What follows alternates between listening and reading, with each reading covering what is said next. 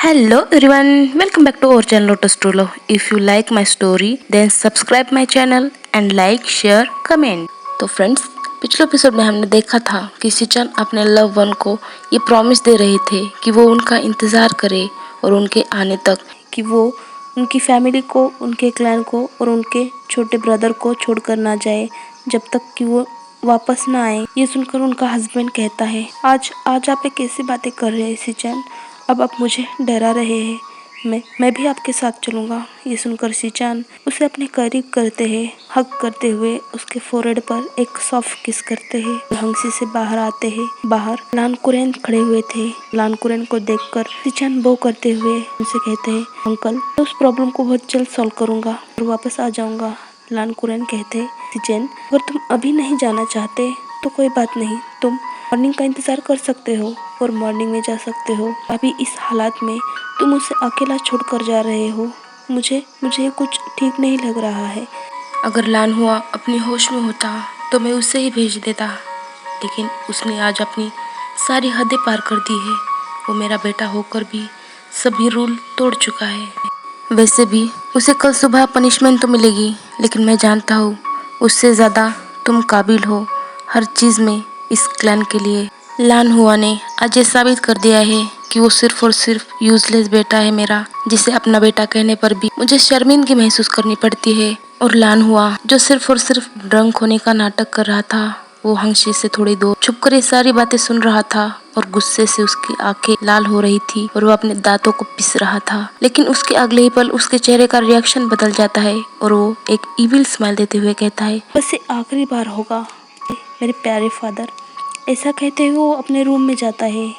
अपने अंकल की ये सारी बातें सुनकर सिचन कहीं ना कहीं लान हुआ के लिए परेशान थे, क्योंकि वो जानते थे कि लान हुआ दिल से बुरा नहीं है, बस वो इसी गलत फहमी में है कि अंकल उससे प्यार नहीं करते, बल्कि सिर्फ अंकल सिचन और वांगजी की परवाह करते हैं। सिचन अपने अंकल से कहते हैं, अंकल आप परेशान मत होइए, बिग ब्रदर समय के साथ अपनी जिम्मेदारी को जरूर पूरा करेंगे और एक जिम्मेदार बेटा बनकर दिखाएंगे। अब मैं चलता हूँ, नहीं तो मुझे बहुत देर हो जाएगी नी फॉरेस्ट में जाने के लिए।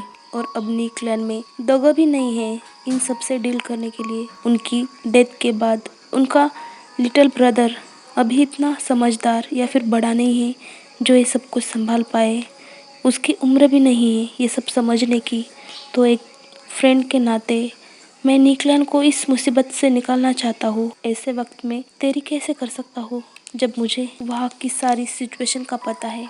ऐसा कहकर अपने अंकल को बो करते हैं और गुस्सू के गेट के पास पहुंचते हैं। लेकिन जैसे ही सिचान गुस्सू के एंट्रेंस गेट के बाहर कदम रखते हैं, उन्हें पीछे से एक आवाज सुनाई देती है, जल्दी वापस आना माय लव, मैं तुम्हारा इंतजार करूंगा। वांगजी का अच्छे से ख्याल रखूंगा, उसका हर कदम पर साथ दूंगा, तुम्हारे क्लैन, तुम्हारी फैमिली, तुम्हारे अंकल और तुम्हें अपने मरते दम तक नहीं छोड़ूंगा। I promise you my love, I love you forever, love you and ever. मैं तुम्हें, तुम्हारी फैमिली और तुम्हारे क्लैन को कभी नहीं छोड़ूंगा। I promise you my love. जैसे ही सिचान इस आवाज की तरफ मुड़कर देखते हैं तो वहाँ उनका हस्बैंड था, जिसे देखकर सिचान स्माइल दे रहे थे और उसके पास बहुत तेजी से आते हैं और उसके लिटिल फिंगर को अपने लिटिल फिंगर में रखते हुए कहते हैं, तो करो प्रॉमिस, हो ना प्रॉमिस। तो उनका हस्बैंड मुस्कुराते हुए कहता है, अभी तो क्या ना बाबा। लेकिन सिचान उससे कहते हैं, लेकिन तुमने हमारा प्रॉमिस नहीं किया ना, पिंकी प्रॉमिस तो नहीं किया ना। और ये सुनकर उनका हस्बैंड मुस्कुराते हुए फिर से कहता है, अच्छा ऐसा है क्या, तो फिर ठीक है पिंकी प्रॉमिस, अब तो ठीक है ना। और अपने लव वन की ऐसी प्यारी बातें सुनकर अब सिचान उसके लिप पर किस करते हैं और वो किस अब डीप हो रही थी और अग्रेसिव हो रही थी। उन दोनों की आंखें बंद थी, लेकिन जैसे ही सिचान को ये एहसास हुआ ये किस उनके लवन की नहीं है, उनके प्यार की नहीं है, उनका लवन नहीं है, उनका हस्बैंड नहीं है, उनका प्यार नहीं है। ये एहसास होते ही सिचान शौक से अपनी आंखें खोलते हैं तो वो शख्स उन्हें किस कर रहा था, जो सिचान को जवाब ना देता देख खुद सिचान को किस करने लगा। सिचान उसे खुद से दूर करते हैं और मुझे माफ़ करना, लेकिन मैं कभी भी तुम्हें उस नज़र से नहीं देख सकता। तुमने मेरे लिए अब तक जो कुछ भी किया उसके लिए तुम्हारा बहुत बहुत थैंकफुल, लेकिन मैं ये नहीं कर सकता। और ना ही तुम्हें ये करने की इजाज़त दे सकता हूँ। आई एम सॉरी, लेकिन उस शख्स ने जवाब देने के बजाय अपनी आंखें बंद कर रहा था। वो अपनी आंखें भारी महसूस कर रहा था क्योंकि उसकी बॉडी में वो पॉइजन पूरी तरह से फैल चुका था। सिचान देखकर कहते, प्लीज़ अपनी आंखें मत बंद करना। लेकिन अपनी आंखें पलके बंद कर रहा था, नहीं तो ये पॉइजन बहुत तेजी से तुम्हारे माइंड तक पहुंच जाएगा। ये कहकर सिचान जैसे उस शख्स को फिर से अपनी बाहों में लेते हैं और उठकर खड़े होते हैं तो पीछे से कोई उनके बैक में एक स्वाड मारता है जो उनके बॉडी से आर पार हो जाती है और सिचान अब पूरी तरह से ब्लड से लथपथ होते हैं और उनके हाथों में जो अभी तक शख्स था वो नीचे गिर जाता है और उस शख्स का नाम लेते हुए सिचान बस इतना कहते हैं, मुझे माफ़ करना, मैं तुम्हें बचा नहीं पाया। ये कहते हुए सिचान अब अपनी आंखें भारी महसूस कर रहे थे और वो नीचे गिर जाते हैं। ब्लड से लथपथ हो चुके थे, बहुत ही तेजी से उनके बॉडी से ब्लड निकल रहा था। सिचान की आंखें पलके बंद हो रही थी। उन्हें अपने आंखों के सामने दिखाई दे रहा था अपना प्यार। अपनी पलकें बंद करने से पहले उसकी वो हंसी वो याद कर रहे थे और उनके ज़बान पर ये आखिरी शब्द थे, मेरा मेरा इंतज़ार करना, my love one, I love you for ever. अपना वांगजी का, अंकल का, मेरी फैमिली का ख्याल रखना। जब तक मैं वापस ना आऊँ, मेरी फैमिली को छोड़ मत जाना। अपनी आंखें बंद करने से पहले सिचान उस इंसान को देख रहे थे जिसने उनके आर पार एक स्वाड मारी थी और वो अपनी आंखें बंद करने से पहले बस इतना कहते हैं, तो ये तुम हो, लेकिन क्यों? और वही सिचान के साथ साथ उस शख्स की भी आंखें बंद हो जाती है और ये देखकर वो बिस्ट हंस रहा था, जोर जोर से चीख रहा था, चिल्ला रहा था कि ये सब तुम्हारी वजह से हुआ है, तुम इसके जिम्मेदार हो, इस सब के जिम्मेदार हो। तुम अब किसे पाना चाहोगे? बोलो। इसे पाने के लिए तुमने मुझे इस हालात में लाकर पहुंचाया, मुझे एक बिस्ट बनाया, मेरे प्यार को अनदेखा किया, मुझे मार डाला। क्या तुमने एक पल के लिए भी गिल्टी फील नहीं हुआ? लेकिन अब मैं तुम्हारी वजह से तुम्हारे प्यार को मार पाया। अब सिर्फ और सिर्फ तुम्हारी बारी है और बहुत जल्द मैं तुम्हें भी मार दूंगा और अपना बदला पूरा करूंगा। मैंग्याओ, बहुत जल्द मैं तुम्हें मार दूंगा।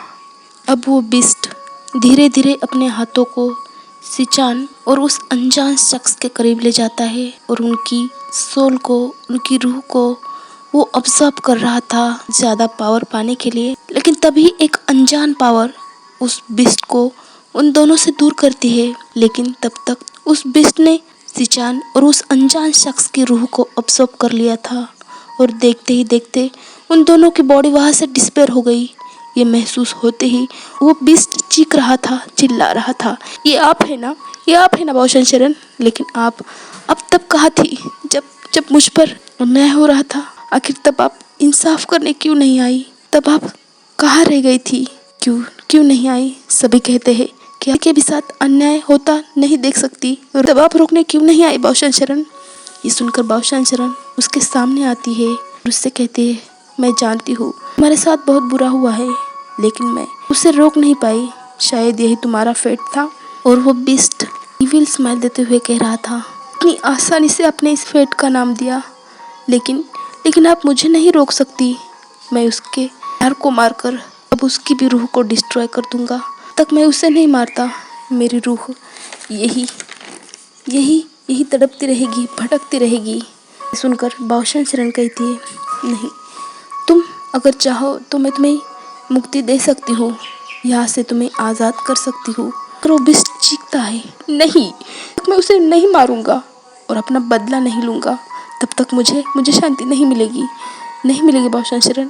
बाओशन शरण ये सुनकर कहती है, तुमने तक बहुत बेगुनाहों को मारा है और उनकी रूह को अब्सॉर्ब किया है, लेकिन इसके आगे नहीं, बहुत हो गया तुम्हारा ये सब करना, अब तुम्हें यहाँ से जाना होगा।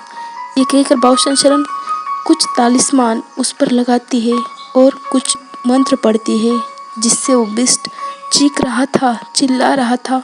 अब ऐसा कैसा कर सकती है बाउशन शरण? मेरा बदला अभी तक पूरा नहीं हुआ। मेरे मेरे कातिल को मारना मेरे लिए एक आखिरी आखिरी काम था। अब इतनी इतनी निर्दयी कैसे हो सकती है? मैं उसे मारना चाहता हूँ। अब उसे मारने के बजाय मेरी रूह को डिस्ट्रॉय कैसे कर सकती है? और और देखते ही देखते उस बिस्ट की चीखें पूरी नीकलैंड में गूंज रही थी और सुनाई दे रही थी। नहीं, रुक जाइए, मुझे डिस्ट्रॉय मत कीजिए बाउशन शरण। मैं उसे मारना चाहता हूँ।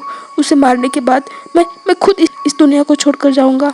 देखते ही देखते वो बिस्ट नी फॉरेस्ट से डिस्ट्रॉय हो जाता है और उसके साथ साथ जितनी भी रूहें उसने निगली थी या फिर ऑब्जर्व की थी वो आसमान में जुगनू बनकर मिल जाती है, जिसमें सिचान और वो अनजान शख्स मौजूद थे या नहीं ये तो नहीं पता। लेकिन बाउशन शरण कहती है, मुझे मुझे माफ़ करना, मुझे बहुत देर हो गई आने के लिए। और ये सब अपने सपने में देखकर कोई हंसी में बेचैन हो रहा था, जो नींद में ये सारी बातें अब तक देख रहा था। उसका शरीर पसीने से भीग चुका था, वो काँप रहा था। काँपते हुए वो आवाज़ दे रहा था सिचान को। सिचान आप कहाँ है? मुझे मुझे आवाज़ दीजिए सिचान, मुझसे बात कीजिए, मेरे सामने आइए सिचान। अब कहाँ है सिचान?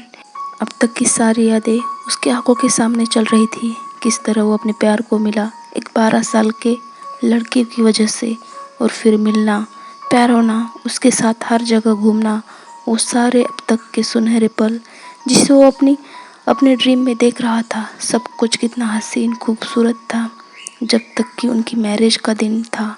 और उस दिन वो अपने आप को अपने प्यार के बाहों में पाता है। लेकिन जैसे ही वो अपने प्यार को छूने की कोशिश करता है, तभी अचानक वो प्यार जिसके लिए वो अपने माँ बाप, अपना क्लान सब कुछ छोड़ाया था, जिस प्यार को पाने के लिए उसने हर हद पार कर दी, जिसे पाने के लिए वो अपनी जान भी दे, वो प्यार उसकी आंखों के सामने धीरे धीरे हवा में एक लाइट की रोशनी में गायब हो रहा था, मिक्स हो रहा था। देखते ही देखते उसके मैरिज की ड्रेस रेड कलर की थी, वो पूरी तरह से वाइट हो चुकी थी और वो पूरी तरह से खून से भरी ड्रेस बन गई थी, जो पूरी तरह से ब्लड से भीगी हुई थी। और वो उसे रोक रहा था, अपने पैर को अपने हाथों से पकड़ रहा था, लेकिन उसके हाथों में कुछ भी नहीं आ रहा था, जिसे देखकर वो पूरी तरह से चीख रहा था, चिल्ला रहा था, रो रहा था। नहीं नहीं, ये नहीं हो सकता, ये क्या हो रहा है, क्यों हो रहा है? आप ऐसे हवा में कैसे मिल सकते हैं सिचान? इसे रोकिए प्लीज़, मुझे अकेला छोड़कर मत जाइए सिचान। आप अपना प्रॉमिस तोड़ रहे हैं सिचान, प्लीज़ ऐसा मत कीजिए, इसे रोकिए सिचान। उसका प्यार अपनी आखिरी सांसें ले रहा था और उसके आखिरी शब्द उसे अपने कानों में सुनाई दे रहे थे। प्रॉमिस करो कि तुम मेरी फैमिली को छोड़कर नहीं जाओगे, तुम अंकल, वांग जी और इस क्लैन को छोड़कर नहीं जाओगे। मुझे प्रॉमिस करो, तुम वांग जी का ख्याल रखोगे, उसका हर कदम पर साथ दोगे, उसका हर मुसीबत में साथ दोगे, उसे हर मुसीबत से बचाओगे। प्रॉमिस करो। वो कह रहा था, हाँ मैं प्रॉमिस करता हूँ, मैंने कहा ना आपसे, मैं प्रॉमिस करता हूँ, मैं आपका हर कहा मानूंगा, अपने मरते दम तक निभाऊंगा, आपका प्रॉमिस मैं कभी नहीं तोड़ूंगा। उसका ऐसा कहते ही उसका प्यार पूरी तरह से उसकी नज़रों के सामने हवा में मिल गया और वो जोर जोर से चीखने लगा, चिल्लाने लगा, रो रहा था, उसका नाम पुकार रहा था। नहीं नहीं सिचान, आप अपना प्रॉमिस नहीं तोड़ सकते, आप मुझे छोड़कर नहीं जा सकते सिचान, सिचान प्लीज़। इसी नाम के साथ वो जोर से चीखता है, सिचान आप कहाँ है? और अपने ड्रीम से और नींद से वो बाहर आता है। उसकी सांसें फूल रही थी, उसकी आंखें आंसुओं से भरी हुई थी। कई सालों से वो ऐसे ही नींद से हर रात जागता है और उठ कर बैठता है, उठकर रोने लगता है। उसके हाथों में जो सिचान की वो बांसुरी थी, वो फ्लूट थी, उसे सीने से लगाते हुए वो रो रहा था। सिचान आप कब आएंगे? आपने कहा था कि मैं आपका इंतज़ार करूं, लेकिन कब तक? मैं पिछले 8 साल से आपका इंतज़ार कर रहा हूँ। मैंने हर फॉरेस्ट में आपको ढूंढा, आप कहाँ है सिचान, कहाँ है? मेरे पास वापस आइए प्लीज़, मेरे पास वापस आइए सिचान। सिचान की बांसुरी को वो अपने सीने से लगाए यही बातें किए जा रहा था, जिसे हर रात वो अपने सीने से लगाकर सोता है, और तभी उसे नींद आती है जब सिचान की बांसुरी उसके पास हो। वो जोर जोर से फूट फूट के रो रहा था, लेकिन तभी उसकी आवाज़ सुनकर कोई उसका अचानक डोर ओपन करता है और उसे पुकारता है, विंग। क्या हुआ? क्या तुमने फिर से वही सपना देखा? क्या फिर से तुम अपने सपनों में सिचान से मिले? विंग, आखिर कब तक तुम अपने सपनों को, इस गलत फहमी को पालते रहोगे? सिचान, सिचान अब वापस नहीं आएगा विंग। तुम सिचान को खो चुके हो। वो मर चुका है विंग। उसकी डेथ हो चुकी है। तुम सच से दूर क्यों भाग रहे हो? इस सच को तुम क्यों स्वीकार नहीं कर रहे हो? आखिर कब तक तुम इसे स्वीकार नहीं करोगे विंग? वो अब कभी भी वापस नहीं आएगा और ना ही आने वाला है। इस सदमे से खुद को बाहर लाओ विंग। पिछले 8 सालों से तुमने हर रात ऐसे ही रोते हुए गुजारी है। अब तो खुद को स्ट्रांग बनाओ विंग।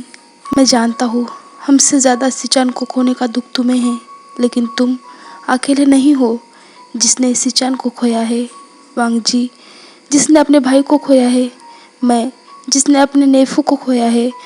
और ये क्लैन, जिसने अपने होने वाले क्लैन लीडर को खोया है विंग। इस बात को समझो, लेकिन तुम समझना ही नहीं चाहते। कोई तुम्हारे पास था तुम्हें संभालने के लिए, लेकिन से बाहर लाने के लिए, लेकिन तुमने खुद को पिछले 8 सालों से उसे खुद से दूर रखा है। तब से वो 12 साल का था और पूरे 8 साल बाद वो आज वापस आ रहा है विंग। क्या अभी भी तुम वांग जी के सामने खुद को इतना कमज़ोर दिखाना चाहते हो? क्या अभी भी तुम वांग जी को अपनाना नहीं चाहोगे विंग? वो पहले ही तुमसे बहुत बहुत गुस्सा है। तुमने उसे लानी के पास क्यों भेजा? इस वजह से अपने क्लैन से, अपने आप से उसे दूर किया। इसलिए वो तुम्हारे किसी भी मैसेज या चिट्ठियों का जवाब नहीं देता, तुम्हारी चिट्ठी भी नहीं पढ़ता। ऐसा लानी कह रही थी, और 8 साल बाद वो आज गुस्सा वापस आ रहा है। तुम क्या खुद को ऐसा ही उसके सामने दिखाओगे? तो वो तुम्हें इस हालत में देखकर खुश होगा?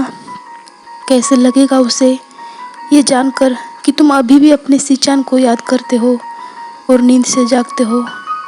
ये मत भूलो विंग कि तुमने खुद 8 साल पहले उससे मैरिज की है। अब वो तुम्हारा हस्बैंड है। वो 12 साल का बच्चा नहीं है विंग। अब वो 8 साल बाद आ रहा है और वो बड़ा हो चुका है। तुम्हें इस वक्त जिंदगी में होना चाहिए, लेकिन तुम पिछले 8 सालों से इसी खाली हंसी में रहते हो। क्या तुम ये ठीक कर रहे हो विंग? मैं ऐसे नहीं कह रहा कि तुम सुचन को भूल जाओ और उसके साथ रहने लगो, लेकिन तुमने खुद इस मैरिज को किया है, तुमने खुद उसे अपनाया है, तो तुम खुद से दूर कैसे कर सकते हो विंग? ये सुनकर विंग कहता है, मैं कैसे अपने सिचन को भूल सकता हूँ अंकल? नहीं भूल सकता मैं अपने सिचन को। लान कुरेन, जो अब तक विंग से बात कर रहे थे, उसे समझा रहे थे, वो गुस्से से कहते हैं, वो मर चुका है विंग, वो मर चुका है। यही बात तुम्हें समझा कर मैं थक चुका हूँ। तुम्हारा अतीत था वो, और वांग जी तुम्हारा अब कल है, आने वाला कल है। पिछले 8 सालों से तुम इसी गलतफहमी में रहे हो कि सिचान वापस आएगा, और मत भूलो 12 साल के वांग जी के साथ मैरिज करने का तुम्हारा खुद का फैसला था। तुम्हें किसी ने इस मैरिज के लिए फोर्स नहीं किया था, समझे? अब उसकी रिस्पॉन्सिबिलिटी लेने से तुम कैसे इनकार कर सकते हो? मैं तुमसे और ज़्यादा बहस नहीं करना चाहता, और ना ही गुस्सा करना चाहता हूँ। ये सुनकर विंग कहता है, अंकल, क्या आप मुझ पर गुस्सा है कि मैंने 12 साल के वांग जी के साथ मैरिज की? क्योंकि लेकिन मेरे पास कोई दूसरा रास्ता नहीं था यहाँ रहने के लिए, सिचान के दिए गए प्रॉमिस को पूरा करने के लिए। अगर आपको लग रहा है कि मैंने गलत किया, तो आपको पूरा हक है मुझ पर गुस्सा करने का। मुझे जितना चाहे गुस्सा कर सकते हैं, लेकिन प्लीज़ मुझे हंसी से बाहर जाने को ना कहे। मैं हंसी से बाहर नहीं जा सकता। खुद को शांत करते हुए कुरेन कहते हैं, नहीं विंग, तुम गलत समझ रहे हो। मैं तुमसे इस बात के लिए बिल्कुल भी गुस्सा नहीं कि तुमने वांगजी से मैरिज की, लेकिन हाँ, इस बात से ज़रूर नाराज़ हो कि तुम वांगजी के साथ गलत कर रहे हो, उसके और अपने रिश्ते के साथ गलत कर रहे हो, तुम दोनों के फ्यूचर के साथ गलत कर रहे हो विंग। मैं जानता हूँ तब तुम्हारे पास कोई ना कोई रीज़न था, इसलिए तुमने लानहुआ से मैरिज ना करके वांगजी के साथ मैरिज की, जबकि वो 12 साल का था। मैंने तुम्हें तभी भी नहीं पूछा और नहीं अब भी पूछूंगा कि तुमने उससे मैरिज क्यों की। अब तुम्हें सोचना होगा, अब वो 12 साल का लड़का नहीं बल्कि 20 साल का एक बहुत ही नामांकित कल्टीवेटर बन चुका है। लानी ने उससे बहुत ही बेहतरीन कल्टीवेशन मेथड सिखाई है और वो लानी का शिष्य है, उस लानी का जिसे पूरा कल्टीवेशन वर्ड मानता है। और कुरेन कहते हैं, चलो ठीक है, अब छोड़ो इन बातों को विंग, आधी रात हो चुकी है, अब जल्दी से सो जाओ, क्योंकि कल तुम्हारा और वांगजी तुम दोनों का जन्मदिन है और वांगजी पूरे 8 साल बाद गुसु वापस आ रहा है, तो हमें सुबह जल्दी उठकर पूरे लान क्लैन को, जिंगशी को सजाना है। सो हेलो एवरीवन, कैसा लगा आज का ये पार्ट। मैं जानती हूँ कि मैंने बहुत लेट अपडेट किया है, लेकिन फैमिली की वजह से और जॉब की वजह से मैं जल्दी जल्दी अपडेट नहीं कर पाती हूँ। आई होप आप ये समझेंगे। अगर स्टोरी पसंद आए तो लाइक, शेयर और कमेंट ज़रूर कर दीजिएगा। मिलते हैं नेक्स्ट पार्ट में, तब तक के लिए अपना ख्याल रखना। Bye bye.